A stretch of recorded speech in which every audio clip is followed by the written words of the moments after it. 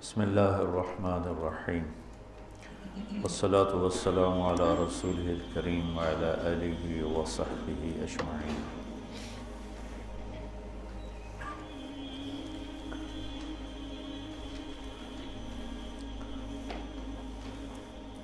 سارے علم کا جو خلاصہ ہے وہ اللہ کی پہچان ہے۔ فَاعْلَمْ أَنَّهُ لَا إِلَٰهَ إِلَّا اللَّهُ، یہاں واو کی بجائے فا ہے، جس سے غالباً یہ مطلب نکلتا ہے کہ سب سے پہلے یہ جانو کہ اللہ ایک ہے اور اس کے سوا کوئی معبود نہیں۔ تو اللہ کو جاننا، اللہ کی پہچان، یہ علم کی انتہا ہے۔ جو اپنے علم سے اللہ کو پا گیا، پہچان گیا، وہ کامیاب ہوا ہے۔ جس نے اللہ کو نہیں پہچانا، اس کے پاس جو بھی علم ہے، جس شکل میں بھی ہے، وہ مردود ہے۔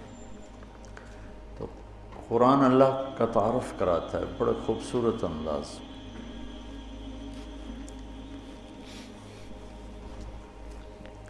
مولانا الیاس صاحب رحمۃ اللہ علیہ جب دعوت کا کام شروع کیا تو اللہ کے تعارف سے بات شروع کی۔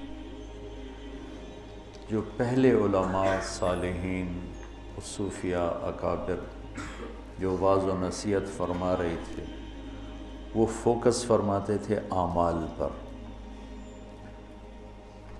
مولانا الیاس صاحب رحمۃ اللہ علیہ نے ایک قدم پیچھے سے بات چلائی کہ جس کے لیے عمل کیا جا رہا ہے وہ اللہ ہے، اور اللہ کا تاثر دلوں پر کمزور پڑ چکا ہے۔ تو انہوں نے اللہ کو بولنا شروع کیا، اور ان کی زبان میں لکنت تھی، لا ینطلق لسانی۔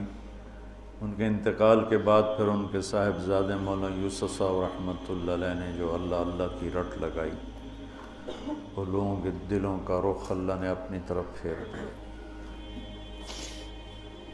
تو انبیاء کی بھی پہلی محنت جو ہوتی ہے وہ لا الہ الا اللہ ہوتی ہے۔ جب اللہ کا یقین، اللہ کا تعارف مکمل، تو خیر موت تک نہیں ہو سکتا، لیکن اتنا کہ جو دلوں پر اثر انداز ہو جائے، تو پھر آگے احکام، اعمال کا کرنے کی کیفیت تبدیل ہو جاتی۔ حضرت عائشہ رضی اللہ تعالیٰ عنہ کا فرمان ہے، اگر قرآن ایک دم اترتا تو لوگ انکار کر دیتے۔ تو پہلے دلوں کو نرم کرنے والی آیات، توحید، رسالت، آخرت، جنت، جہنم، یہ آیات آئیں، اس سے دل نرم ہوئے۔ تو پھر سورہ بقرہ، آل عمران، نساء، مائدہ، یہ جن میں سارے احکام ہی احکام ہیں، پھر یہ اترنا شروع۔ تو تیسرے پارے میں ایک آیت ہے، آیت الکرسی۔ یہ اللہ کا، اس کو اعظم آیت کہا جاتا، اطول نہیں، اعظم۔ اطول تو ہے اذا تداینتم بدین الی اجل مسمی، یہ اعظم آیت فی القرآن ہے کہ اس میں اللہ کے نام کا تکرار ایک آیت میں، ابھی میں آپ کو گن کے سناتا ہوں کہ کتنا ہے۔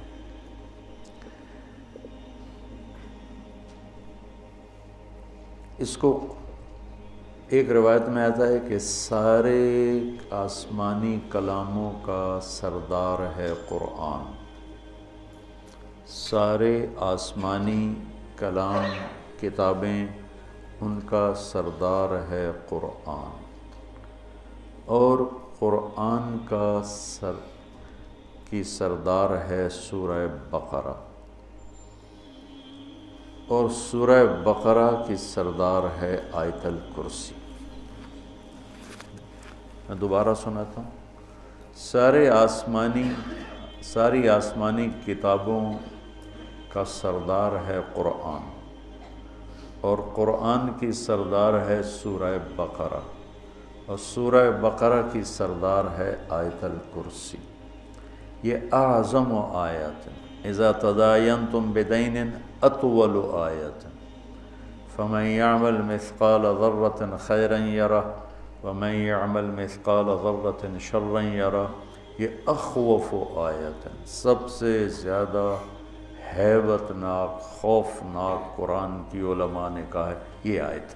ذرہ کے برابر نیکی ہے تو دیکھو گے، برائی ہے تو دیکھو گے، اس کو اخوف آیت اور ارجا آیت ہے، سب سے امید والی آیت قرآن میں۔ یا عبادی الذین اسرفوا علی انفسہم لا تقنطوا من رحمت اللہ ان اللہ یغفر الذنوب جميعا۔ اس کو ارجا آیت ہے، سب سے امید والی آیت اور سب سے عدل والی آیت۔ اعدل آیت ان اللہ یأمر بالعدل والاحسان وایتاء ذی القربى وینہی عن الفحشاء والمنکر والبغی یعظکم لعلکم تذکرون۔ اور اشد آیت علی اہل النار، جہنم والوں پر سب سے خوفناک آیت، فذوقوا فلن نزیدکم الا عذابا، فذوقوا فلن نزیدکم الا عذابا، کہ تمہارا عذاب ہمیشہ بڑھتا رہے گا۔ اور جنت والوں کے لیے سب سے زیادہ خوشخبری والی آیت، لہم ما یشاءون فیہا ولدینا مزید۔ ادھر لن نزیدکم، ادھر مزید، دونوں جگہ ایک ہی مصدر اور ایک ہی مادہ استعمال کیا گیا ہے کہ فلن نزیدکم الا عذابا اور لہم ما یشاءون فیہا۔ ما یشاءون کی کوئی انتہا نہیں ہے، تو پھر اللہ کہہ رہا ہے کہیں نہ کہیں تمہاری خواہشات تھک جائیں گی، انتہا ہو جائے گی، ولدینا مزید، ہم مزید تمہارے لیے دروازے کھولیں گے۔ تو آیت الکرسی کو قرآن کی سب سے عظیم آیت کہا جاتا ہے۔ یہ صرف اللہ کا تعارف ہے۔ اللہ کتنی دفعہ آپ گنتے ہیں؟ اللہ لا الہ الا ہو، دو، الحی،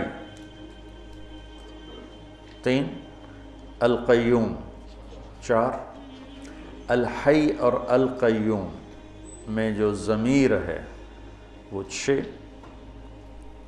لا تاخذہ، ہو ضمیر 7، سنۃ ولا نوم، لہو ما فی السماوات وما فی الارض، لہو کی ضمیر 8، من ذا الذی یشفع عندہ 9، الا باذنہ، ہی ضمیر 10، یعلم کے اندر ضمیر 11، من علمہ 12، الا بما شاء 13، کرسیہ 14، ولا یعودہ 15، حفظ کے اندر ضمیر 16، وہو 17، العلی 18، العظیم 19۔ ایک چھوٹی سی آیت میں 19 دفعہ، اور اگر العلی العظیم کی 2 ضمیریں نکالیں تو 21۔ ایک اتنی ساری آیت میں 21 دفعہ اللہ اپنی ذات کو بیان فرما رہا ہے۔ ہم اللہ کو جانتے ہیں عقلاً، ابھی اللہ کی محبت دل کے تاروں پہ نغمہ بن کے نہیں چھڑی، صرف ہم فقہی، اصطلاحی اور قانونی طور پر اپنے اللہ کو پہچانتے ہیں، اور یہ بھی ایمان کا درجہ ہے، کوئی شک نہیں۔ لیکن جو ایمان کا درجہ مطلوب ہے، اذا ذکر اللہ وجلت قلوبہم، کہ اللہ کا نام آئے تو دل کی دنیا ہی بدل جائے۔ چمی گویم مسلمانم بلرزم، کہ دانم مشکلات لا الارا۔ اللہ تعالیٰ اقبال کی قبر روشن کرے۔ یقین مثل خلیل آتش نشینی، یقین اللہ مستی خود گزینی، سنے تہذیب حاضر کے گرفتار، غلامی سے ہے بدتر بے یقینی۔ اچھا، ایک اور طرح ہم دیکھتے ہیں جو کہ قرآن کا حسن ہے، اور قرآن کی کہ جو میں کہتا رہتا ہوں، میں تو نہ وہاں تک پہنچ سکا، تمہیں پہنچا ہوا دیکھنا چاہتا ہوں، اپنے خوابوں کی تعبیر تمہارے اندر ڈھونڈتا ہوں کہ تم قرآن کی خوبصورتی کو نکالو، لوگوں کے سامنے لاؤ کہ کیسا حسین کلام ہے، کیسا خوبصورت کلام ہے۔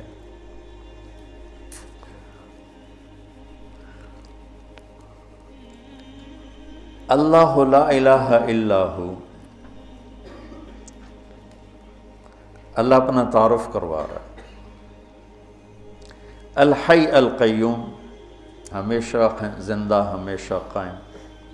لا تأخذہ سنۃ ولا نوم، لا ینأس ولا ینام تو نہیں کہا، چونکہ وہ طاقتور مفہوم لا ینام میں نہیں پیدا ہوتا۔ لا ینام میں نفی نہیں ہے کہ نیند سے پاک ہے، لا ینام میں یہ احتمال ہے، نیند آتی ہے کنٹرول کر لیتا ہے، اونگ آتی ہے کنٹرول کر لیتا ہے۔ لا تأخذہ کے اندر نفی ہے کہ وہ نیند سے پاک ہے اور وہ اونگ سے پاک ہے، اور کوئی اس کے سامنے دم نہیں مار سکتا اس کی اجازت کے بغیر، اور وہ آگے بھی جانتا ہے پیچھے بھی جانتا ہے، جتنا وہ چاہتا ہے اتنا اپنے علم میں سے دیتا ہے۔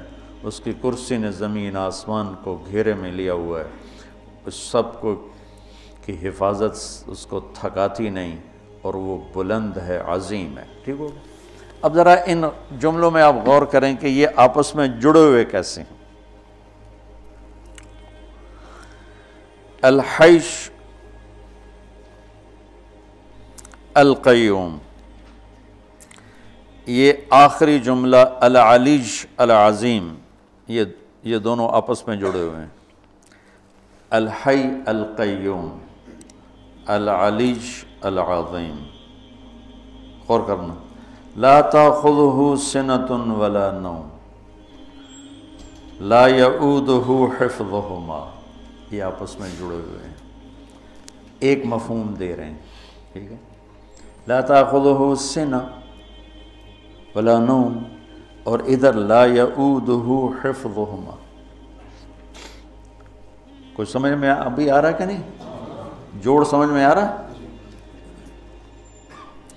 لہو ما فی السماوات وما فی الارض، یہ جڑا ہوا ہے وسع کرسیہ السماوات والارض، کہ دونوں ایک مفہوم دے رہے ہیں۔ زمین اس کی، آسمان اس کا، اس کے تخت نے زمین آسمان کو گھیرے میں لیا ہوا ہے۔ تو یہ اوپر والا جملہ اور یہ جملہ آپس میں جڑے ہو کہ نہیں جڑے ہیں؟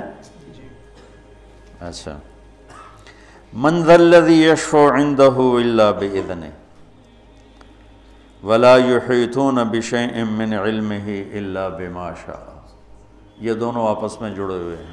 ٹھیک ہے، اچھا یہ ایسا جوڑ کیسے بٹھا دیا اللہ تعالیٰ نے؟ تو بیچ والا جملہ ہے یعلم ما بین ایدیہم وما خلفہم، وہ آگے بھی جانتا ہے پیچھے بھی جانتا ہے، جوڑ بٹھا دیا اس نے، اوپر کا نیچے کے ساتھ، نیچے کا اوپر کے ساتھ۔ کوئی میری بھی بلاغت سمجھ میں آئی؟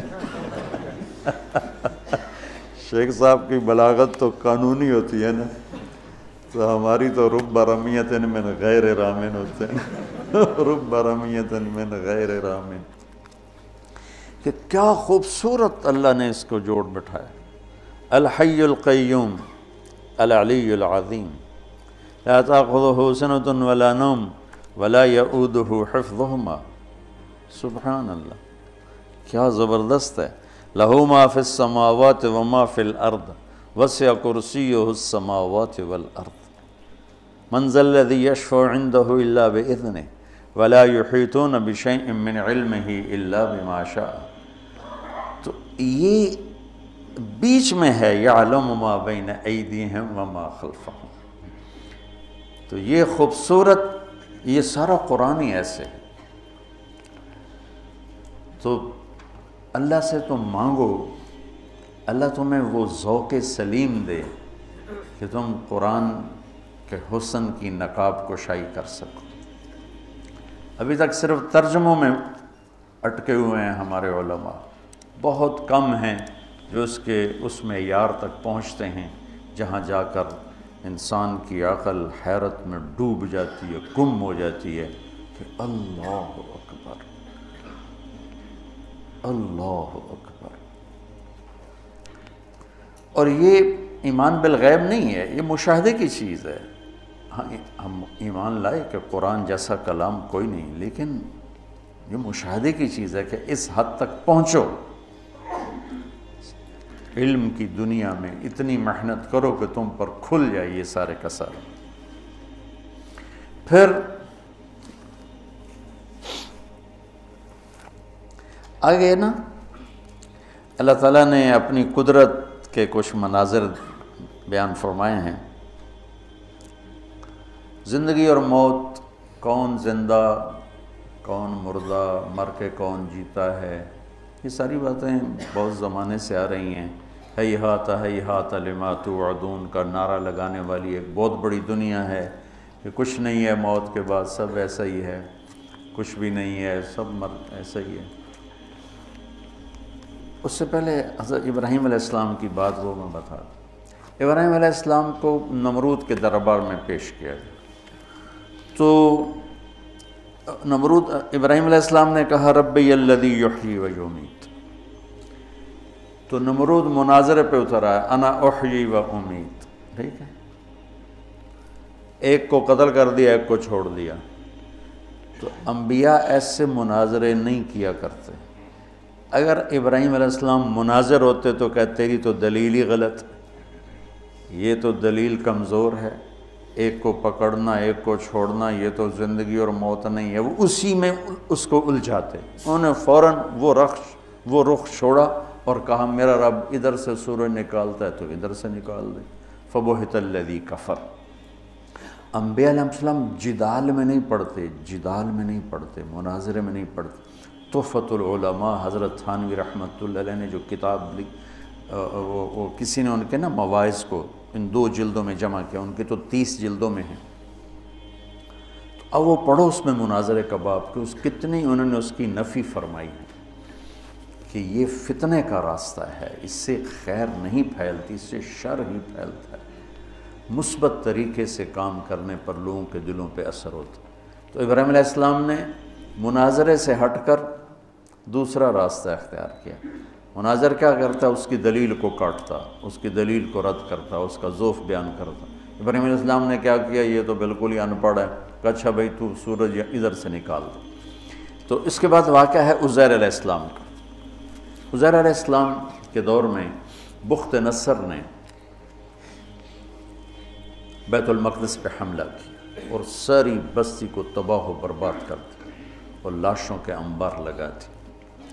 تو عزیر علیہ السلام اپنے گدھے پہ جا رہے تھے تو وہ دیکھ کر کہنے لگے انا یحیی ہذہ اللہ بعد موت، یہ سارے کیسے زندہ ہوں گے؟ وہ تو نبی تھے تو ان کو سکھانا بھی تھا۔ تو چلتے چلتے تھکاوٹ محسوس ہوئی، بھوک لگی، تو گدھے پہ سوار تھے، ایک کھنڈر سا تھا، وہاں درخت کے نیچے گدھے کو باندھا اور ٹوٹے ہوئے کھنڈر کی دیوار پر یوں ٹیک لگائی، روٹی نکالی اور اس کو توڑ کے پیالے میں ڈالا، انگور ساتھ تھے ان کو رومال میں ڈال کے ان کو نچوڑا، تو روٹی کے اوپر انگوروں کے رس کو نچوڑا تو وہ اس میں تر ہو گئی، تو تھوڑی دیر یہ روٹی رس میں بھیگی رہے تاکہ نرم ہو جائے، پھر کھاؤں گا، اس خیال سے اس چھوٹی دیوار سے یوں ٹیک لگائی ایسے، اور آگے ایک چھوٹی سی اس دیوار تھے اس پر یوں ٹیکا، اور یہاں تھے اور اللہ نے جان نکالی۔ فَأَمَاتَهُ اللَّهُ مِئَةَ عَامٍ۔ اب انگور کے رس کے رچ جانے کے انتظار میں یوں کیا اور جان گئی۔ 100 برس کے بعد اللہ نے اٹھایا۔ کم لبثت؟ قال یوما، ایک دم نکلا ایک دن، پھر سورج دیکھا تو کوئی ڈھل گیا تھا، نہیں بعد یوم۔ قال بل لبثت 100 عام، نہیں عزیر تو 100 سال زندہ رہا ہے۔ کہ یا اللہ 100 سال، وہ کیسے؟ کہ اپنا کھانا دیکھو ذرا، الی طعامک و شرابک لم یتسنہ، انگور کی شراب سب سے اعلیٰ شراب بنتی ہے کہ وہ بہت جلدی جھاگ چھوڑتا ہے، خمیر بن جاتا ہے، تو 100 برس کے بعد دیکھا تو روٹی تازہ، انگور کا رس اس میں تازہ، اور وہ نرم پر بھری ہوئی پڑی ہے، اور کھوتا شریف غائب ہے جس نے 4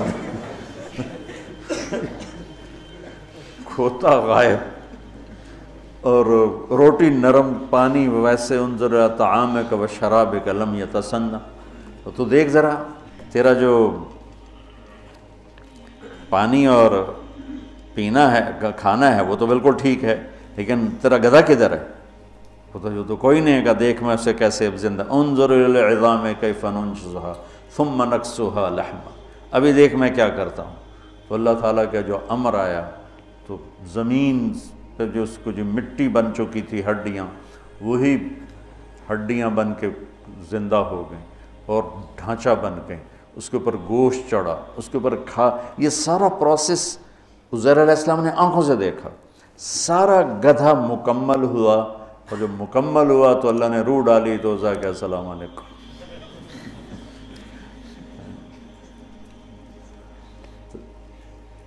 پھر تیسرا واقعہ اللہ تعالیٰ نے ابراہیم علیہ السلام کا سنایا کہ یا اللہ تو مردے زندہ کیسے کرے گا؟ قال اولم تؤمن قال بلا ولکن لیطمئن قلبی، اطمینان قلب کے لیے چاہتا ہوں۔ کہا فخذ اربعۃ من الطیر وصرہن الیک ثم اجعل علی کل جبل منہن جزءا ثم ادعہن یأتینک سعیا، کہ 4 پرندے لے لے۔ وہ کوئی 4 پرندے تھے، مفسرین نے لکھے ہیں، کوئی کہتا ہے مور تھا، کبوتر تھا، فاختہ تھی، کوا تھا، جو بھی تھے، بہرحال 4 پرندے تھے، اس سے کوئی بحث نہیں کہ کون سے تھے۔ ان کو اپنے سے مانوس کر لیا، پھر اس کے بعد ان کو کاٹا اور ان کے کیما کر کے بوٹیاں ملا دی، اور ایک حصہ یہاں، ایک یہاں، ایک یہاں، ایک یہاں۔ تو اللہ تعالیٰ نے کہا یاتینک سعیا، یہ نہیں کہا یاتینک طیرا، اڑتے ہوئے تیرے پاس آئیں گے، نہیں، سعیا، چلتے ہوئے آئیں گے ایسے، تاکہ تو اچھی طرح تسلی کر کے دیکھ لے کہ جو تیرا رب کر رہا ہے کیسا کر رہا ہے۔ تو وہ بھاگتے ہوئے آئیں گے، اڑتے ہوئے نہیں آئیں گے۔ پرندہ تو اڑتا ہے، اللہ نے کہا نہیں اڑاؤں گا، نہیں چلاؤں گا، اور گردن کے بغیر، گردنیں ہاتھ میں، اور بلاؤ ان کا مور آ جائے تو اس کے اجزاء اوپر اٹھے، جمع ہوئے، مور بنے، سر کے بغیر وہ چلتا آ رہا ہے، تاکہ ابراہیم علیہ السلام اچھی طرح دیکھ لیں۔ اڑتے ہوئے آئے تو شاید وہ تیزی کی وجہ سے پورا پتہ نہ چلے، تو اس طرح آئے، اس طرح۔ تو جب وہ گردن ساتھ فٹ کی تو ساتھ ہی فٹ ہوگی، ہر ایک کی گردن فٹ کرتا ہے کہ وہ فٹ ہوگی۔ مولانا نظر الرحمان صاحب سے سنا، میں نے خود نہیں پڑھا، کہ وہ جب وہ مور آیا تو کوے کی گردن آگے کر دی، تو اس نے گردن یوں کر دی، پھر اس نے وہ کبوتر کی گردن یوں کر دی، پھر جب مور کی تو اس نے گردن بیچ میں گھسیڑ دی، تو زندہ ہو گیا۔ تو اللہ تبارک و تعالیٰ اپنی قدرت سے جو چاہے کر کے دکھاتے۔ لا کے ساتھ ساری مخلوق کی نفی ہو جاتی ہے، کہ لا کے تلوار کے نیچے ہر چیز کی نفی ہے، الا اللہ کے ذریعے صرف اللہ کی ذات کا اس بات ہے کہ کرنے والا صرف اللہ ہے۔ لا کے نیچے اوپر 7ویں آسمان نہیں، عرش سے لے کر تحت الثری تک ہر چیز اس مالک کے سامنے بے بس ہے۔ جو لا کہا وہ لا ہوا، وہ لا بھی اس میں لا ہوا، جز لا ہوا، کل لا ہوا، پھر کیا ہوا؟ اللہ ہوا۔ لا کی طاقت ہے جو ساری کائنات کو زیر و زبر ہوتا دکھا رہی کہ ساری طاقتوں کا منبع صرف اللہ ہے، اللہ کے سوا کوئی پکارے جانے کے قابل نہیں، اللہ کے سوا کوئی مدد کے لیے پکارے جانے کے لائق نہیں، صرف اللہ ہے جو شہرک سے زیادہ قریب ہے۔ وہ شیخ صاحب نے ایک بات بتائی جو اذا سألک عبادی انی میں، کہ فإنی قریب، میں نے پہلے بتا چکا نا آیت، کہ اس میں اللہ تعالیٰ کہہ رہا ہے کہ تو میرے قریب ہو نہ ہو، میں تیرے قریب ہوں۔ اور اس میں ایک تھوڑا سا اضافہ میری طرف سے ہے کہ مقترب اور قریب، قریب تو صفت مشبہ ہیں، میں نے ٹھیک کہا ہے؟ وہ کو بولو تو صحیح، ٹھیک ہے؟ ہاں، تو اس میں دوام کا معنی ہے کہ میں ہر وقت تیرے قریب ہوں، ہر وقت تیرے قریب ہوں، مقترب نہیں ہوں کہ کبھی قریب اور کبھی دور، نہیں، قریب، جیسے رحیم، جیسے غفور، ہر وقت رحم کرنے والا، ہر وقت مہربانی کرنے والا، ہر وقت بخشش کرنے والا۔ تو فإنی قریب، ہر وقت میں تیرے قریب ہوں، شارک سے زیادہ قریب ہوں، تو لہٰذا مجھے پکار۔ سو گیا ہے، تھک گیا ہے کہ بھئی اب اس کو تھوڑا سا آرام کرنے دیں، کسی اور سے بات کر لیں،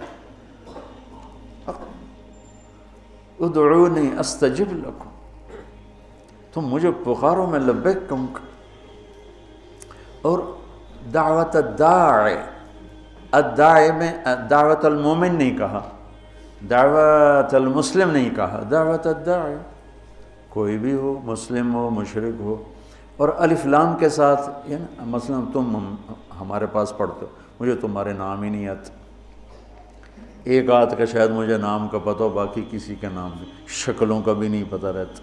اب ماشاءاللہ زیادہ ہو گئے ہیں تو نہ شکل یاد ہے اور نہ نام یاد ہے، دو چار کے نام یاد آتے ہوں گے، شکل یاد ہوتے ہوگی۔ اور اللہ تعالیٰ الف لام کے ساتھ بتا رہا ہے کہ مجھے پکارنے والا زندگی میں ایک دفعہ بھی پکارا ہوں تو میں اسے جانتا ہوں کون ہے۔ الداعی، دعوت داعٍ نہیں نا، نکرہ سے تو غیر معروف ہو جاتا ہے اور الف لام سے معروف ہو جاتا ہے۔ تو اللہ تعالیٰ یوں فرما رہا ہے کہ مجھے دعوتاً ایک دفعہ پکارنے کو کہتے ہیں نا، کہ جس نے کبھی زندگی میں ایک دفعہ بھی یا اللہ کہا تو 7 ارب انسانوں میں اس کو مجھے پتہ یہ کون ہے۔ عجیب دعوت الداعی۔ تو پکارے جانے کے قابل صرف ایک ہستی ہے اور اس کا نام ہے اللہ، باقی سب اسی کے محتاج ہیں، اسی سے لیتے ہیں، اسی کے آگے جھکتے ہیں۔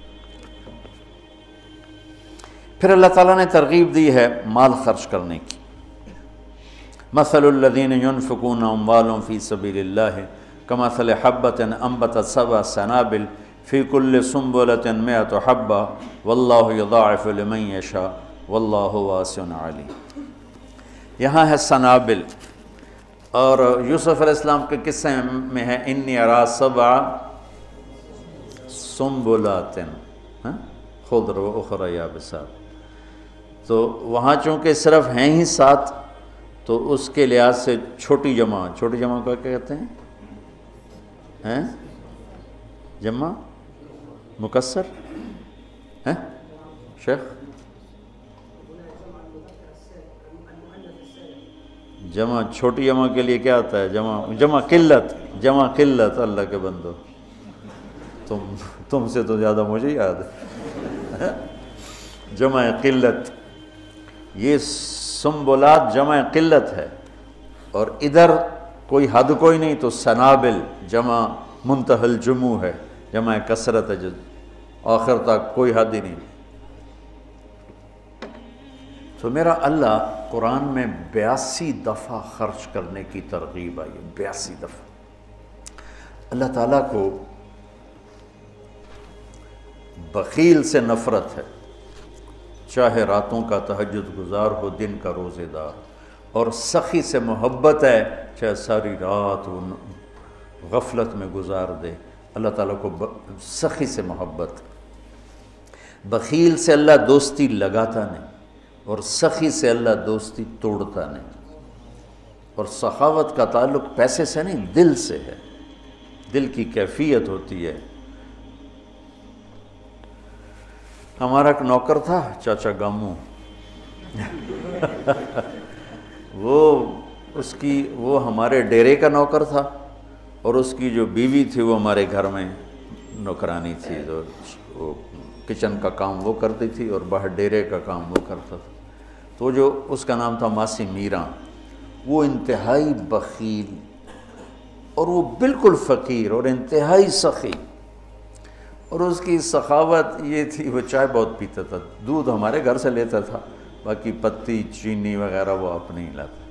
تو میں نے اس کو کبھی کبھی دیکھا اکیلے چائے پیتے ہوئے، ورنہ وہ چائے ایک پیالے کی بجائے 6-7 پیالے بناتا، ادھر موچی رہتے تھے، ادھر ترخان رہتے تھے، یا میاں چائے پی ہوئی ہے، تو ان سب کو بٹھا کے چائے پلاتا تھا۔ تو اس کی بیوی انتہائی بخیل کہتی کھا گیا روڑ گیا، ساری چاہ روڑ گیا،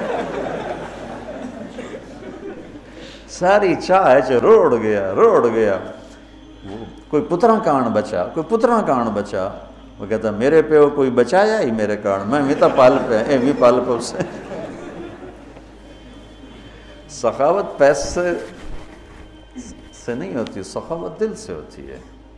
وہ غریب کے اندر بھی سخاوت ہو سکتی، مالدار کے اندر، اور غریب بھی بخیل ہو سکتا ہے، مالدار بھی بخیل ہو سکتا ہے۔ اور اللہ کو سخی پسند ہے اور بخیل سے نفرت۔ شیطان ایک دفعہ کسی کو ملا تو اس نے بنی اسرائیل کے کسی عابد کو ملا، اس سے انہوں نے پوچھا تجھے کون لوگ پسند ہیں؟ کہا ایک جو شراب پیتا ہو مجھے بڑا اچھا لگتا ہے، ایک بہت زیادہ غصے والا ہو مجھے بڑا اچھا لگتا ہے، اور ایک بخیل ہو کنجوس تو مجھے بڑا اچھا لگتا ہے۔ اور کہنے لگا اگلی بتاؤں، اگر کوئی بدبخت تینوں ایک ہی جگہ جمع ہو جائیں، بخیل بھی ہو، غصے والا بھی ہو، نشے والا بھی ہو، پھر وہ پیر ہوتا ہے، میں مرید ہوتا ہوں۔ جی پیر صاحب، ایسے دنیا بھری پڑی ہے اس سے۔ تو میرا اللہ ترغیب دیتا ہے مال لگاؤ۔ آپ نے فرمایا اللہ الاجود الاجود وانا اجود ولد آدم، سب سے بڑے سخی تو اللہ ہیں، اور اللہ کے بعد سب سے بڑا سخی اللہ نے مجھے بنایا۔ اہل البیت کی سخاوت کو کوئی نہیں پہنچ سکتا۔ ایک دفعہ مدینہ میں دو نوجوانوں میں بحث چھڑی، بنو امیہ سخی ہیں یا اہل بیت سخی؟ تو جو بنو امیہ کا طرفدار تھا اس نے کہا بنو امیہ زیادہ سخی، جو اہل بیت کا طرفدار تھا اس نے کہا اہل بیت زیادہ سخی۔ کہا چلو امتحان لیتے ہیں۔ تو جو بنو امیہ کا تھا وہ گیا بنو امیہ کے مالداروں کے پاس کہ میں مصیبت میں پھنس گیا ہوں تو مجھے کچھ مدد چاہیے۔ تو ایک نے 10,000 دیے، پھر دوسرے کے پاس گیا اس نے 10,000 دیے، تیسرے کے پاس، چوتھا 5 6 7 8 9 10 آدمیوں سے 1 لاکھ لے کر آیا۔ یہ گیا عبداللہ بن جعفر کے پاس، ضرورت مندوں کو چاہیے، انہوں نے 1 لاکھ دے دیا۔ پھر گیا حضرت حسن کے پاس، کہا جی میں محتاج ضرورت مند، انہوں نے 1 لاکھ دیا۔ پھر گیا امام حسین کے پاس، انہوں نے 1 لاکھ دے دیا۔ جب وہ کٹھے ہوئے انہوں نے کہا کتنا لے آندہ؟ کہ 1 لاکھ، کہ میں 3 لاکھ لے آندہ۔ انہوں نے کہا بھائی واقعی اہل بیت کی سخاوت کو کوئی نہیں پہنچ سکتا، چلو واپس کرتے ہیں۔ تو بنو امیہ کا جو حامی تھا وہ گیا، حضور ہم تو خالی ویسے ہی کر رہے تھے، ضرورت نہیں تھی، یہ برائے مہربانی۔ ان کا ٹھیک رکھ دو، دوسرا ٹھیک ہے رکھ دو، تیسرا چوتھا 5واں 6واں 7واں 8واں 9واں 10، ٹھیک ہے بھائی رکھ دو، واپس کر دو، واپس ہو گیا۔ اب یہ گیا عبداللہ بن جعفر کے پاس، حضرت وہ ہم تو ایسے ہی امتحان لے رہے تھے، ہمیں تو ضرورت کوئی نہیں، آپ واپس لے لیں۔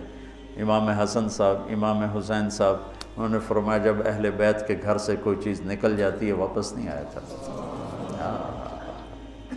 سخی امام علی نقی رحمہ اللہ تعالیٰ علیہ السلام، یہ رہتے تھے سامرہ میں، سامرہ بغداد کے پاس ایک جگہ۔ تو ان کے پاس ایک شخص ہے کہ حضور میرے اوپر 30,000 دینار قرضہ ہے۔ کون ہو، کہاں سے آئے ہو، قرضہ ہے نہیں ہے؟ اچھا پہلے سنو، 30,000 دینار بنتا کتنا ہے؟ 60 کروڑ روپیہ۔ یہ کہو زبان سے۔ تو انہوں نے اپنے خادم سے پوچھا پڑھے ہیں؟ کہ جی پڑھیں، کا اٹھا کے دے دو۔ نہیں پوچھا، 60 کروڑ۔ سانو 100 روپیہ دینے نا، رسید سن نال دیو۔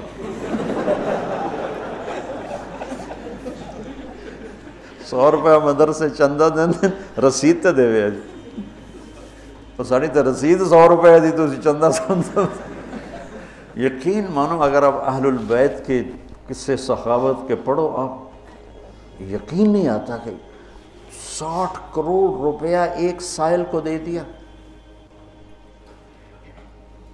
ایک دفعہ سامرہ سے باہر کسی گاؤں میں گئے ہوئے تھے ملاقات کے لیے، تو ایک آدمی ان کو ڈھونڈتے ڈھونڈتے کوفے سے چلا وہاں پہنچ گیا۔ کہا حضرت 10,000 درہم کا مقروض ہوں، اور کوفے سے چلا ہوں، یہاں تک پہنچا ہوں، کہیں سے کام نہیں بنا، آپ کے سوا میرا کوئی کام نہیں بنا سکتا۔ اچھا، ان دنوں ان کے پاس کچھ بھی نہیں تھا۔ فرمانے لگے بھائی میرے پاس تو کچھ ہے نہیں۔ کہا نہیں جی میں نے تو آپ سے ہی لینا ہے، جہاں سے بھی کر کے دو مجھے کر کے دو۔ تو کہنے لگے اچھا ٹھیک، نوکر سے کاغذ قلم لاؤ۔ کاغذ قلم لائے، اس پہ تحریر لکھی کہ میں نے اس صاحب کے 10,000 درہم دینے ہیں اور اپنے سائن کیا، علی نقی۔ کہا یہ لے جا، میں 3 دن بعد واپس جاؤں گا شہر، تو جب مجلس گرم ہونا تھا آ جانا، اور یہ پرچہ دکھا کے میری خوب بےزتی کرنا کہ تو پیسے لکھے ہوئے اور تو مکر گیا اور دیتا نہیں اور ٹال مٹول کرتا ہے، ٹکا کے میری بےزتی۔ انہوں نے یہ کام میں نہیں کرتا۔ کہا پھر پیسے نہیں ملیں گے، کرنا پڑے گا۔ انہوں نے کہا چلو ٹھیک ہے جی، آپ کہتے ہیں تو میں کر دوں گا۔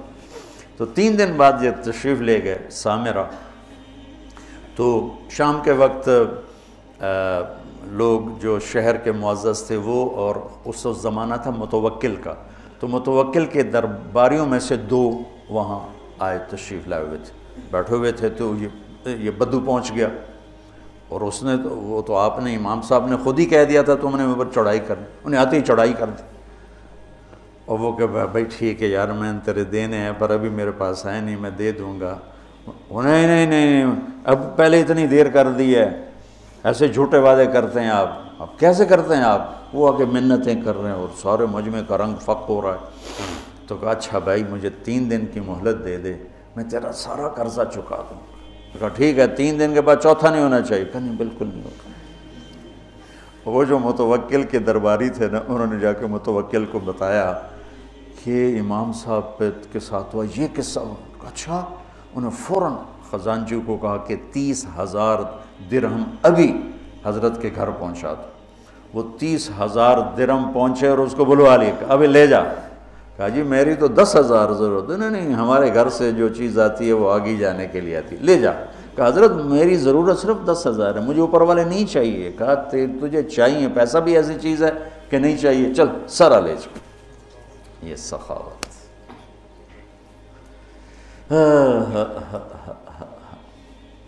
علم والے کی شان ہے کہ اسے سخی ہونا چاہیے۔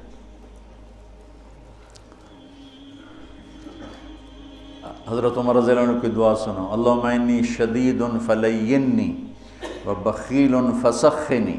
یہ تو توازن کہتے بخیل فسخنی، ورنہ ان حضرات کی سخاوت کو کون پہنچ سکتا ہے، لیکن یہ میں حضرت عمر کی دعا آپ کو بتا رہا ہوں۔ تو اللہ کو سخاوت پسند ہے۔ اس کے برعکس معاشرے کو تباہ کرنے والی چیز سود ہے۔ تو سود کو اللہ نے اتنا حرام قرار دیا کہ اعلان جنگ کر دیا۔ شرک بڑا گناہ ہے یا سود؟ جی شرک بڑا گناہ ہے، کیونکہ اللہ کہتا ہے ان اللہ لا یغفر ان یشرک بہ، میں شرک معاف نہیں کروں، باقی جس کو چاہوں معاف کر دوں۔ تو شرک کے خلاف تو نہیں کہتا اعلان جنگ ہے، سود کے خلاف کہتا ہے میرا اعلان جنگ ہے۔ سود شرک سے چھوٹا گناہ ہے لیکن اعلان جنگ ہے، اور صرف اپنا نہیں کہا، میں اور میرا رسول دونوں تمہارے خلاف اعلان جنگ کریں۔ کہ سود لوگوں کے چولہے بجھا دیتا ہے، اور سود حرص و ہوس پیدا کرتا ہے، انسانوں کو درندہ بنا دیتا ہے، اور معاشرہ تباہ و برباد ہو جاتا ہے، اور پیسہ چند ہاتھوں میں سمٹ کے رہ جاتا ہے۔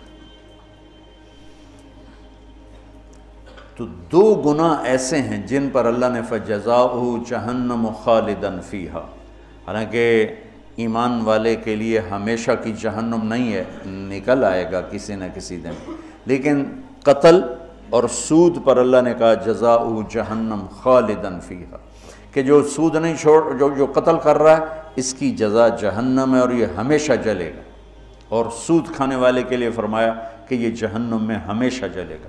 اور سب سے بدترین شکل آپ نے سود کھانے والوں کی دیکھی کہ جب آپ معراج میں گئے تو آپ نے دیکھا کچھ لوگ ہیں جن کے پیٹ ہیں جیسے بڑے بڑے گنبد، اس پیٹ کے اندر سانپ چل رہے ہیں جو ان کو اندر سے کاٹ رہے ہیں اور ان کی چیخ و پکار ہے۔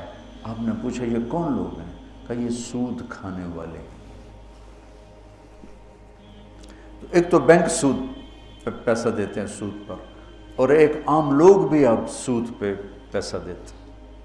میں لکی مروت گیا تو مجھے ایک شکایت یہ بھی ملی کہ یہاں حد سے زیادہ لوگ سود پہ پیسہ دیتے ہیں، بغیر قرض حسنہ کوئی دیتا ہی نہیں ہے، جب بھی دیں گے سود پر دیں گے۔ اور اللہ اس کے رسول سے اعلان جنگ قبول ہے چند ٹکے کے پیچھے، چونکہ اسلام سخاوت کا درس دیتا ہے، اسلام فیاضی کا درس دیتا ہے، سبق دیتا ہے، تو اور سخاوت سے معاشرہ خوبصورت ہو جاتا ہے، محبوب ہو جاتا ہے۔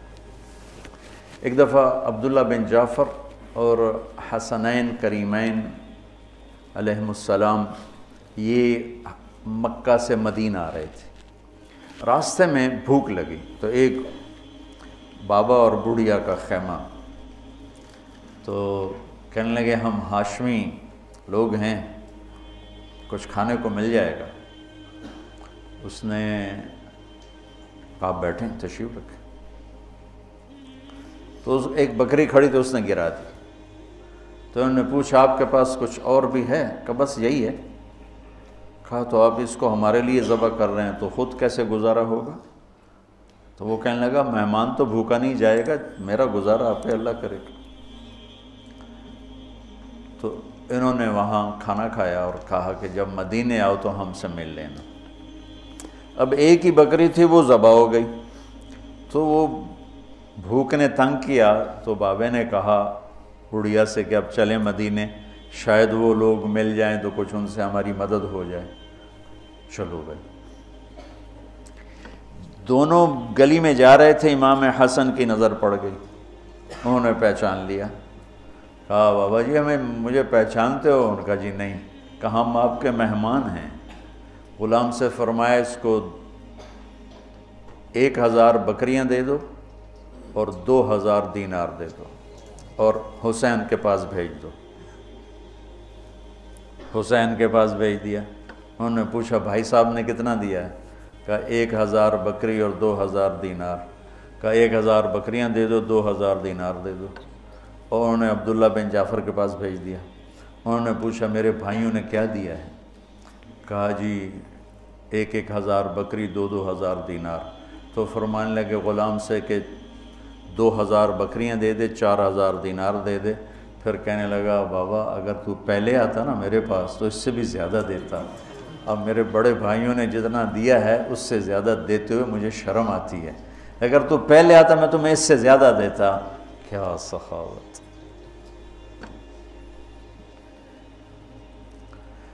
تو سود اس لیے اللہ نے حرام کیا کہ زندگی کی رونق کو چھین لیتا ہے اور انسان کو یہ درندہ بنا دیتا ہے، وحشی بنا دیتا ہے۔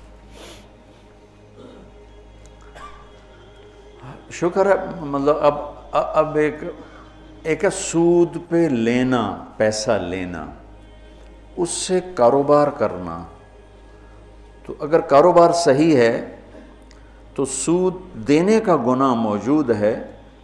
بہرحال یہ مفتی صحیح بتائیں گے، میں مسئلہ تو نہیں بتاتا۔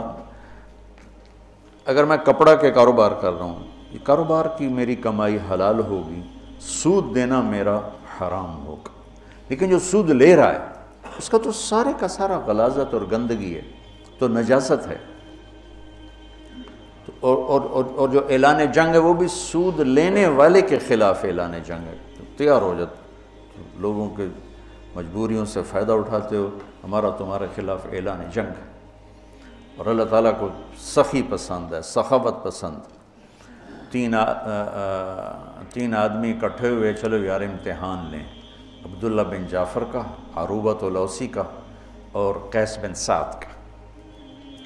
تو وہ گیا عبداللہ بن جعفر کے پاس، کہا جی میں مسافر ہوں، کوئی میری مدد کر دیں۔ تو گھوڑے پہ سوار ہو رہے تھے تو پیچھے ہٹ گئے، کہنے لگے یہ گھوڑا بھی لے جائے، اس میں 4000 دینار ہیں، 20 چوکا 80، 8 کروڑ روپیہ بنتا ہے 4000 دینار، 8 کروڑ روپیہ کا، یہ بھی لے جا، اور اس میں سب سے اعلیٰ چیز ہے وہ تلوار علی ہے، وہ تمہیں پوری دنیا سے زیادہ قیمتی چیز دے رہا ہوں، جا یہ لے جا۔ دوسرا گیا قیس بن سعد کے پاس، وہ سوئے ہوئے تھے، تو ان کی خادمہ سے کہنے لگا، باندی سے، مسافروں کچھ دے دو، اپنے آقا کو اٹھاؤ۔ وہ کہنے لگے میرے آقا تو تھک کے سوئے ہیں، نوکرانی ہو کر دیکھو، کہ یہ اونٹ لے جا، یہ ایک غلام لے جا، 700 دینار لے جا، نوکرانی ہو کے۔ جب وہ اٹھی، جب قیس بن سعد اٹھے تو نوکرانی نے کہا جی وہ ایک مانگنے والا آیا تھا، میں نے اتنا دے دیا۔ کہنے لگے اللہ کے بندی مجھے اٹھا دیتی، میں اتنا دیتا کہ موت تک اسے مانگنے کی ضرورت نہ پڑتی۔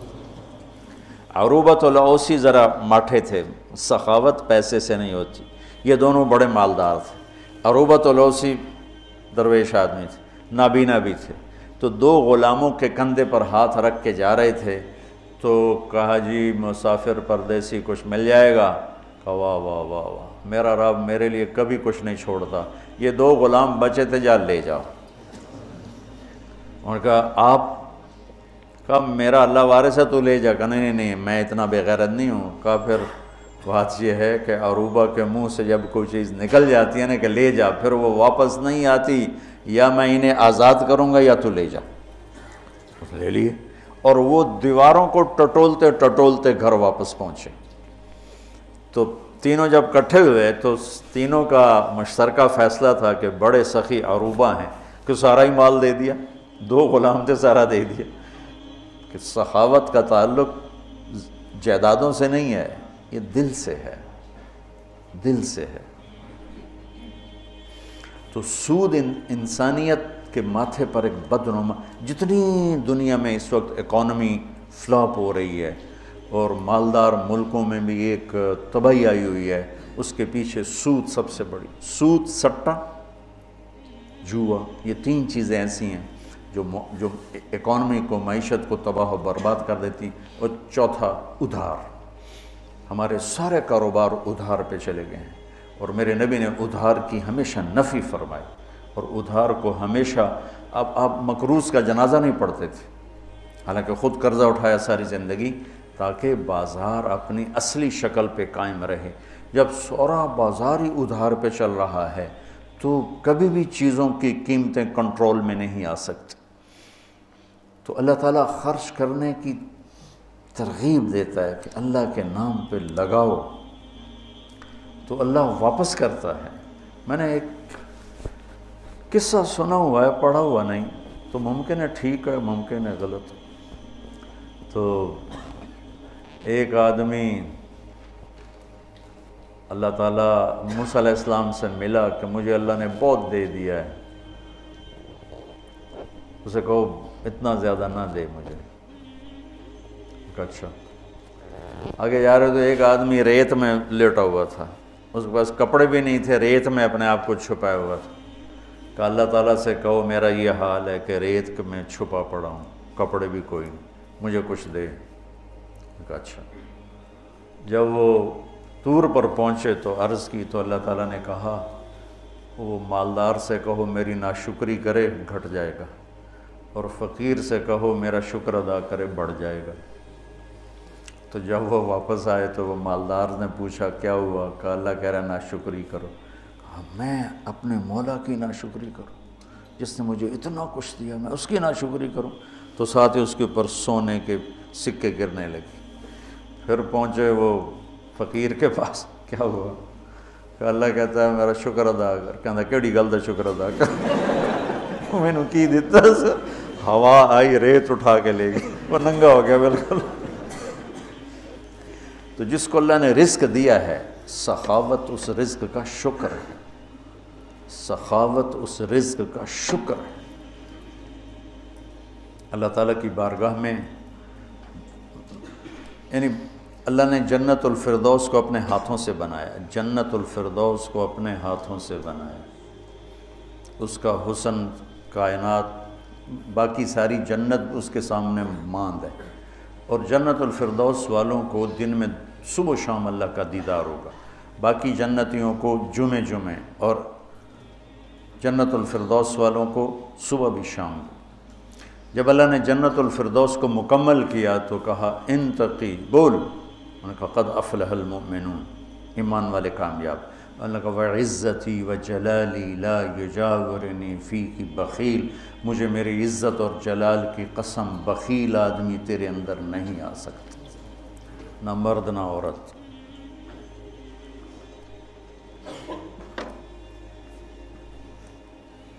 تو اللہ سے مانگو کہ اللہ ہمیں سخی بنائے،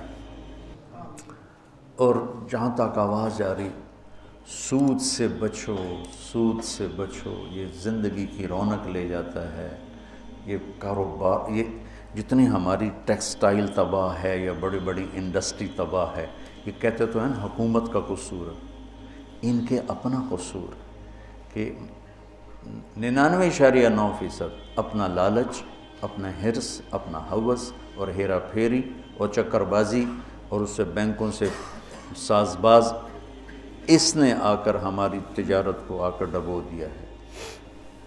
سچائی ہو، دیانتداری ہو، صداقت ہو اور وعدہ وفائی ہو اور کھوٹ سے پاک کام ہو، اسے زوال اللہ اپنے امتحان کے طور پر لے لے تو لے لے، ورنہ اللہ کا قانون ہے کہ سچائی کو زوال نہیں ہے، دیانتداری کو زوال نہیں ہے۔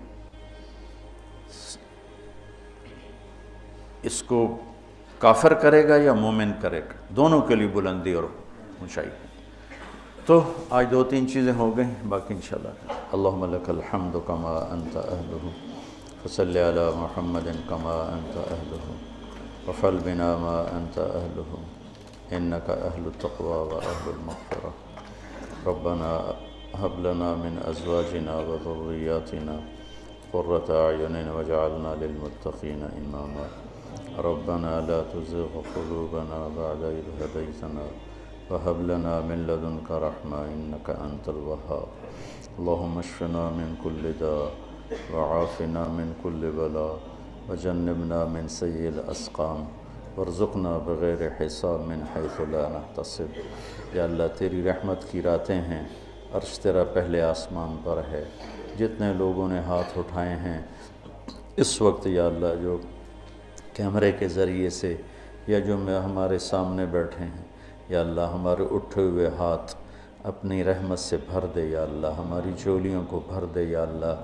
ہم تیری دنیا کے بھی فقیر ہیں، تیری آخرت کے بھی فقیر ہیں میرے مولا، نہ ہم سے دنیا کی تنگی برداشت ہوتی ہے نہ آخرت کی تنگی برداشت ہوتی میرے مولا، نہ ہم دنیا کی ذلت کو سہ سکتے ہیں نہ آخرت کی ذلت کو سہ سکتے ہیں، نہ یہاں کے دکھوں کی برداشت ہے نہ وہاں کے دکھوں کی برداشت ہے۔ اور میرے مولا ہم تیرے سامنے شرمندہ ہیں کہ تو نے بہت دیا اور ہم نے ناشکری کی، تو نے پردہ پوشی کی، ہم نے دلیری کی۔ یا اللہ اپنے محبوب کے آنسوؤں کے صدقے ہم پر اور پوری امت پر رحم فرما، اور جتنے لوگوں کے اٹھے ہاتھ ہیں اور جتنی ان کے سینے میں تڑپتی ہوئی فریادیں ہیں، وہ ان سب کے حق میں قبول فرما۔ میرے دیس کی حفاظت فرما، اس کو اندرونی بیرونی دشمنوں سے بچا۔ یا اللہ کوئی کلمہ خیر زبان سے نکلوا جس سے تیرے بندوں کو فائدہ ہو، کلمہ شر زبان سے نکلنے سے محفوظ فرما۔ یا اللہ ایسی بات کرنے کی توفیق دے جس سے امت کے دل جڑیں، ایسی بات سے بچا جس سے امت کے دل پھٹیں اور ٹوٹیں۔ یا اللہ پوری امت کو امت بنے کی شان نصیب فرما۔ یا اللہ جتنے لوگ روزے رکھ رہے ہیں قبول فرما، جو ابھی تک نہیں رکھ رہے سستی کی وجہ سے ان کی ہمت جوان فرما۔ اور یا اللہ جو تیرے گھر پہنچے ہوئے ہیں، تیرے حبیب کے گھر پہنچے ہوئے ہیں، ان کی حاضریاں قبول فرما۔